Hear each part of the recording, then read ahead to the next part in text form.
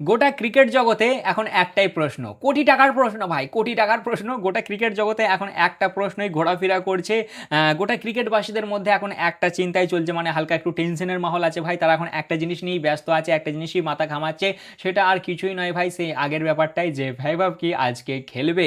Finally ভৈভবকে কি আমরা আজকে দেখতে পাবো? ফাইনালি সে কি আজকে ডেবিউ করবে, নাকি অন্য ম্যাচগুলোর মতন এই ম্যাচেরও জাস্ট হাইপ বানানো হবে, ওর নামে টিকিট বিক্রি হবে, ওকে দিয়ে অ্যাড বানানো হবে, বাট দিন শেষে আমাদের সাথে সেই প্র্যাঙ্কই হয়ে যাবে, আমরা ওকে এই ম্যাচেও দেখতে পাবো না গো। মানে কোটি টাকার প্রশ্ন এটা ভাই, বুঝলে তো, কোটি টাকার থেকেও বেশি টাকার প্রশ্ন। কারণ এর উত্তর একমাত্র আমাদের কোচ জিজির কাছেই আছে। সিরাজদা হয়তো হালকা পাতলা জানতে পারে, বাট মেন অ্যান্সার আমাদের জিজিদার কাছেই আছে। দেখো, প্রথম টি-20 ম্যাচটা তো বৃষ্টির জন্য ধুয়ে গেল ভাই, বাট দ্বিতীয় টি-20 এটা তো ধোবে বলে মনে হচ্ছে না। আর যদি না ধোই, মানে ম্যাচ হয়, আমি চাই ম্যাচ হোক, যদি ম্যাচ হয় ইংল্যান্ড আমাদেরকে ধুয়ে দেবে, ধুয়ে দেবে। আর বইলো না ভাই, আমি ভাই ওদের মানে আর কি, এর আগে ওরা যে ম্যাচটা খেলেছে এই গ্রাউন্ডে, যে গ্রাউন্ডে আজকের ম্যাচটা আমাদের হতে চলেছে, সেই রেকর্ড দেখনু, রেকর্ড দেখে আমার হাত পা কাঁপছে, হাত পা কাঁপছে ভাই। তো বাতা ফাড়া করে দেবে গো, ইয়ে খুব মার মারে এই গ্রাউন্ডে। হ্যাঁ, তোমাদেরকে আমি খালি বলবো স্কোর কার্ডটা তোমরা খালি শুনবে আর অবাক হবে, তোমাদের চোখ এই ওপর দিকে উঠে যাবে যে ইরাম মার দিয়েছিল ইংল্যান্ড বালারা। হ্যাঁ, উড়ে বাপরে, ও কথা আর বইলো না, সাউথ আফ্রিকার একবারে পিন্ডি চটকে দিয়েছিল, পিন্ডি চটকে দিয়েছিল। আমার তো দেখি লিল্লাল সুতো ভাই বেরোচ্ছে, আমি বাবা এই কি হাল করবে গো আমাদের। ও জিজিদা, যাই আছে তোমাদের প্ল্যানে, আমরা তো জানি তোমাদের প্ল্যানে ভেবাব সূর্যবংশী নেই, বাট তারপরেও বলবো ডেবিউটা করিয়ে দাও, ডেবিউটা করিয়ে দাও, নাহলে হিতে বিপরীত হয়ে যাবে। এ খুব মারবে, খুব মারবে, এদের রেকর্ড খুব ভালো এইখানে। এরা যখন ধরে না, একবারে ছাল চামড়া তুলে দেয় গুরু, বিশাল মার দেয়, বিশাল। ইয়েকে দিয়েছিল সাউথ আফ্রিকাকে, আমি বলবো তোমরা খালি শুনবে আর বলবে হ্যাঁ ইরাম মার দিয়েছিল। হ্যাঁ, এই জাস্ট 1 বছর আগে ভাই, আর বললো না। যাই হোক, আমরা সেটা নিয়ে আজকে আলোচনা করব, কারণ আজ হতে চলেছে ইংল্যান্ডের বিপক্ষে আমাদের দ্বিতীয় টি-20। কেমন থাকছে ওয়েদার আপডেট, কারণ আগেরটা তো ধুয়ে গেল। প্লেইং 11 কেমন হতে পারে, প্লেইং 11-এ কোনো চেঞ্জ হবে কিনা, আমাদের ইংল্যান্ড অলরেডি প্লেইং 11 অ্যানাউন্স করে দিয়েছে। আচ্ছা, তারপরেই শ্রীলঙ্কা আমাদেরকে ঘরে ডেকেছে, মানে ওদের ঘরে ডেকেছে দুটো টেস্ট খেলার জন্য, সেটা নিয়েও আমরা আলোচনা করব। তাছাড়াও হেড টু হেড কী রেকর্ড আছে, টস জিতলে কী করা উচিত হবে, এই নিয়ে আমরা একটু ইন্ডিটেলসে ছোটো করে আলোচনা করব। তাহলে চলো আর বেশি না বকে ভাট, আজকের ভিডিওটা শুরু করা যাক। যারা চ্যানেলে নতুন আছো, এখনও সাবস্ক্রাইব করোনি, অবশ্যই সাবস্ক্রাইব করে নেবে। আর যারা ফেসবুক থেকে দেখছো, অবশ্যই ফলো করে নেবে। সবার প্রথমে কোথায় আসা যাক, সবার প্রথমে আসা যাক শ্রীলঙ্কার দিকে। এটা একটা ছোট আপডেট ভাই, ইন্ডিয়া শ্রীলঙ্কার মধ্যে একটা টেস্ট সিরিজ হতে চলেছে, দুটো আর কি। প্রথম টেস্ট হতে চলেছে 15 থেকে 19 আগস্ট, আর দ্বিতীয় টেস্ট হতে চলেছে 23 থেকে 27 আগস্ট। ওরা ডেকেছে, বলেছে আসো আমাদের ঘরে, তোমাদের সাথে টেস্ট হবে। আমরা বলেছি ঠিক আছে, তাহলে আমরা যাচ্ছি। ঠিক আছে, এটা ছিল ভাই ওটা বাইরের আপডেট। এইবার চলে আসা যাক আমাদের মেন আপডেটের দিকে, আর সেটা হচ্ছে এই গ্রাউন্ডে, এই যে তোমার ম্যানচেস্টারে যেখানে আজকে আমাদের ম্যাচ হতে চলেছে ইংল্যান্ড এবং ভারতের মধ্যে, সেখানে আগে যখন আর কি ম্যাচ খেলেছিল, লাস্ট ম্যাচ যেটা আর কি তোমার ইংল্যান্ড খেলেছিল এই গ্রাউন্ডে, তখন কত মেরেছিল জানো? জাস্ট গেস করো, তোমরা কমেন্টে গেস করো। হ্যাঁ, এই ভিডিওটা থামাও, দিয়ে গেস করে বলে যে কত মেরে থাকতে পারে, কেউ কিছু দেখবে না, হ্যাঁ, চিটিং করবে না। এবার আমি বলছি শোনো, কত মেরেছিল জানো? 304 রান। হ্যাঁ, 2 উইকেটে 304 রান ভাই, 304 রান। ফিল সল্ট মেরেছিল 141 নট আউট। আচ্ছা, জস বাটলারের 83, হ্যারি ব্রুকের 41 নট আউট, আর জেকব ব্যাথেলের 26 দিয়ে 304 রান 2 উইকেটে। মার, ওরে ভাই কি মার দিয়েছিল ওদেরকে, স্যাটা ভেঙে দিয়েছিল। আর তার অপোজিটে যখন ইংল্যান্ড এসেছিল, তারা 158 রানই pack, same pitch same ground, 158 রানে প্যাক, তারা ওই ম্যাচটা জিতে গিয়েছিল 146 রানে।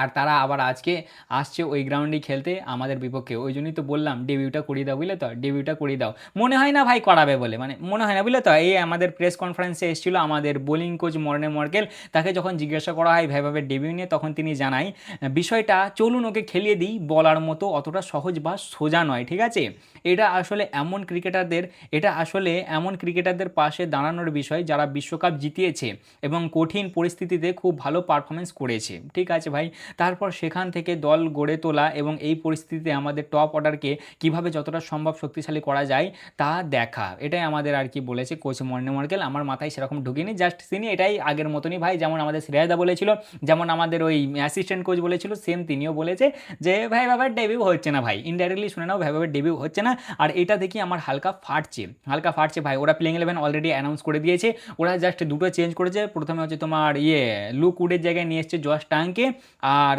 সাকিবের জায়গায় নিয়ে এসছে জোফরা আর্চারকে, আমার আচার শোনাকে। আর কত ইচ্ছা ছিল আচার ভার্সেস ভৈভব সূর্যবংশী দেখবো, মনে হচ্ছে না হবে বলে ভাই, বুঝলে, মনে হচ্ছে না। দেখো, আমার সঞ্জুদার প্রতি কোনো হেট নাই, বাট সঞ্জুদার আমি একটা স্ট্যাট দেখলাম যেটা দেখে আমার মাথা পাগল হয়ে গেল ভাই, যে হ্যাঁ এরম স্ট্যাট সঞ্জুদা তোমার আর কি লাস্ট টি-20 আয় ঘরের বাইরে বাইল্যাটারাল সিরিজে কি রেকর্ড আছে জানো? মানে লাস্ট 10টা টি-20 ম্যাচে সঞ্জুদার বাইল্যাটারাল সিরিজে ঘরের বাইরে প্রথমে 0, তারপরে 0, তারপরে 107, তারপরে 0, 0, 109 নট আউট, 2, 5, 0, 1। মানে 10টা ইনিংয়ে দুটো 100 আছে, একটা 2, একটা 5। হয় ভাই একদম 100 গেছে, 100 পার, আর না হলে ভাই মানে 5ও পার হয়নি, 5, হ্যাঁ হাইস্ট 5 অব্দি আছে। তাই এই হচ্ছে সঞ্জুদার রেকর্ড। বাট আমাদের সঞ্জুদা টি-20 ওয়ার্ল্ড কাপের পারফরমেন্স ভুলে গেলে হবে না, সে আমাদেরকে টি-20 ওয়ার্ল্ড কাপ জিতিয়েছে। দেখো আমরা তো সেই ক্রেডিট একবারও সঞ্জুদার কাছে নিচ্ছি না, কিন্তু সঞ্জুদার তো বর্তমানে পারফরমেন্স আসছে না, ওই জন্যই তো আরও একটু অবাক লাগছে। আর সঞ্জুদা যা করছে, নিজে যা করছে, ও তো মনে হচ্ছে নিজেই ভেবে জায়গা বানিয়ে দেবে, বুঝলে তো? মানে সঞ্জুদা যেন নিজে নিজে যে তোরা এবার আমার জন্য জাস্টিস করবি, সঞ্জুদা ইয়ার পারফরমেন্স দাও না বস।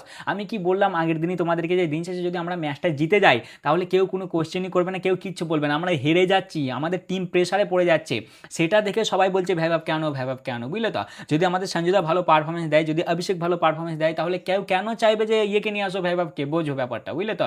এই দেখো না সঞ্জুদার লাস্ট 3টে ম্যাচের পারফরমেন্স, 4 বলে 5 রান, 1 বলে 0, 7 বলে 1। এরকম পারফরমেন্স দিলে মানুষ তো বলবেই চেঞ্জ করতে। মানুষের মধ্যে পেশেন্স নেই ভাই, তারা তোমার ওই আগে কি করেছো, কেমন পারফরমেন্স দিয়েছো মানুষ মনে রাখে না। যদি এটা আমাদের মনে রাখা উচিত, এত তাড়াতাড়ি ভুলে যাওয়াটা উচিত নয়, বাট মানুষ এখন ওকে দেখবো বলে খেপে যাচ্ছে। আরে আমাদের ও নেক্সট স্টার ভাই, ঠিক আছে? মানে আমাদের ইন্ডিয়ান ক্রিকেটের নেক্সট বিগ থিং ও। সবাই জানে যে ওকে খেলাতেও পারে, না খেলাতেও পারে, তারপরে ওকে দেখেছো যে ওর কোনোটা হাইপ কমেছে, যে ওকে খেলাতেও পারে, না খেলাতেও পারে, ওর হাইপ কমে গেছে, বা অতটা কেউ ভ্যালু দিচ্ছে না, যে যা করবে করো, খেলাবে খেলাও, না খেলাবে না খেলাও। সব ম্যাচেতেই মানুষের একটাই রিকোয়েস্ট, আর সেটা হচ্ছে ভৈভব সূর্যবংশীকে খেলাও। তবে এই ম্যাচেও মনে হচ্ছে না ভৈভব সূর্যবংশীর খেলা হলো বলে। দেখা যাক এবার কি হয়। যাই হোক, এবার আসা যাক আমাদের মেন আলোচনার দিকে। সবার প্রথমেই যদি চলে আসি বৃষ্টি ভাই সেরকম চান্স নেই কো, হালকা চান্স আছে একদমই ভাই, তুমি মানে হাওয়াই উড়িয়ে দেওয়ার মতো নয়। 15 থেকে 20% চান্স আছে বৃষ্টি হওয়ার, মানে মাঝে হয়তো ঝিঝিরানি আসতে পারে, সেরকম হাই বৃষ্টি হওয়ার মতন কোনো চান্স নেই। এরপরে যদি আসি টসের দিকে, তাহলে টস জিতলে আমার মনে হয় যারা ফার্স্টে টস জিতবে তারা ফার্স্টে বলের দিকেই যাবে, কারণ লাস্ট 19টা ম্যাচে যারা টস জিতে ফার্স্টে ব্যাট নিয়েছে তারা জিতেছে 32%, আর যারা বল নিয়েছে তারা জিতেছে 47%। এবার বলবে দাদা কয় 100% হলো না, তো তুমি তো অঙ্ক জানো না কো। এ ভাই বাকি ম্যাচগুলো ধুয়ে গেছে, হ্যাঁ ধুয়ে গেছে। এখানে সেরকম হাই স্কোরিং ম্যাচ হয় না, অ্যাভারেজ স্কোর তোমার কত, ওই 150 থেকে 200-র মধ্যেই থাকে, 160, 170 এরকম অ্যাভারেজ স্কোর হয়, ঠিক আছে? তো এরপরে যদি চলে আসি হেড টু হেড রেকর্ডে, তাহলে আগের ম্যাচটা তো ধুয়ে গেছে ভাই। যেমন হেড টু হেড আমাদের রেকর্ড ছিল সেমই আছে, মানে 7 ওদের, 7 আমাদের আর 3 ওদের লাস্ট 10টা ম্যাচে। এরপরে যদি চলে আসি আমি বোলিংয়ের দিকে, তাহলে এখানে একটু তোমার স্পিন ফ্রেন্ডলি পিচ হয়। যদি লাস্ট 10টা ম্যাচে দেখো, তাহলে যারা আর কি পেস বোলাররা তারা পেয়েছে 58টা উইকেট অর্থাৎ 46%, আর স্পিনার বোলাররা পেয়েছে 68টা উইকেট অর্থাৎ 54%। তাই এটা থেকে আমরা কিছুটা আন্দাজ পাচ্ছি যে আমাদের প্লেইং 11 অনেকটা সেমই থাকতে চলেছে, কারণ যেহেতু তোমার গ্রাউন্ড একটু স্পিন ফ্রেন্ডলি হয়, তাই আমাদের প্লেইং 11 যেমন ছিল আশা করা যাচ্ছে কিছুটা সেরকমই হতে চলেছে। আর হ্যাঁ, এই ম্যাচটা হতে চলেছে সন্ধ্যে 7টা থেকে। প্রথম দিন হলো 10টা থেকে, তারপর হলো 7টা থেকে, আবার এর পরে দুটো মনে হয় তোমার 10টা থেকে হবে, তারপর আবার লাস্ট একটা হবে 7টা থেকে।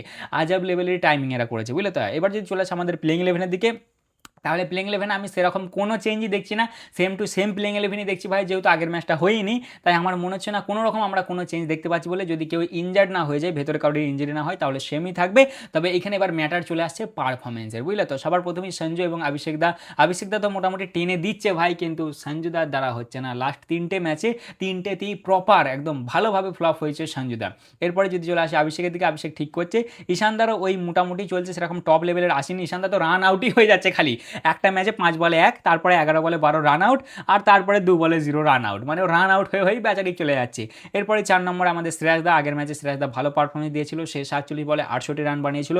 এরপরে 5 নম্বর আমাদের তিলাকদার প্রতি মানুষ দেখছি আলাদা লেভেলের খেপে যাচ্ছে ভাই, বলছে তিলাককে বসাও, সঞ্জুকে বসাবে কিনা জানি না, তিলাককে আগে বসাও। কেন কি জানি, তিলাকদা আগের ম্যাচে কত 13 বলে 13 রান, মানে তিলাকদা না মানে যে আর কি পজিশনে আসছে সে খেলতে 5 নম্বরে, সেখানে একটু এক্সেলারেট করে খেলতে হবে ভাই, তাকে একটু ফিনিশার টাইপের হিসেবে পাঠানো হচ্ছে, বাট সে ওডিআই ফরম্যাটে খেলতে লেগে যাচ্ছে। এই হচ্ছে মানুষের প্রশ্ন, বুঝলে তো? দেখ 5 নম্বর তিলাকদা, 6 নম্বরে দুবেদা, কোনো ডাউটই নেই ভাই, যেমন বোলিং সেরকমই ব্যাটিং। 7 নম্বরে আকসারদার বেজ্জতি করো না ভাই, রানাদাকে উপরে পাঠিয়েও না ইয়ার। মানে আকসার যে দিল্লি ক্যাপিটালসের জন্য 4-5 নম্বরে ব্যাট করে মাঝে মাঝে, আমাদের টিম ইন্ডিয়ার জন্য যখন কোল্যাপস হয়ে যায় সে চলে আসে 4-5 নম্বরে, তার আগে তোমরা রানাকে পাঠাচ্ছ ব্যাটিংয়ে, হ্যাঁ মানে এটা তার থেকে বড় অপমানের আর কিছু হতে পারে না। প্লিজ গতিদা, প্লিজ রানাদাকে পাঠিও না ওপরে, ঠিক আছে? 7 নম্বরে আকসারদা, 8 নম্বরে রানাদা, 9 নম্বরে বিষ্ণই, 10 নম্বরে আমাদের আরসিদীপ পাজি, এবং 11 নম্বরে ভরুণদা। কিছুটা আমি এরকমই দেখছি প্লেইং 11। তোমাদের কি মনে হয় কেমন প্লেইং 11 হতে পারে, সেটাও কমেন্টে অবশ্যই জানাবে। তা এই ছিল আজকের ভিডিও, মোটামুটি কেমন লাগলো অবশ্যই জানাবে, ভালো লাগলে লাইক কমেন্ট শেয়ার অবশ্যই করবে। দেখা হচ্ছে আবার পরের ভিডিওতে, চলো ততক্ষণের জন্য টাটা।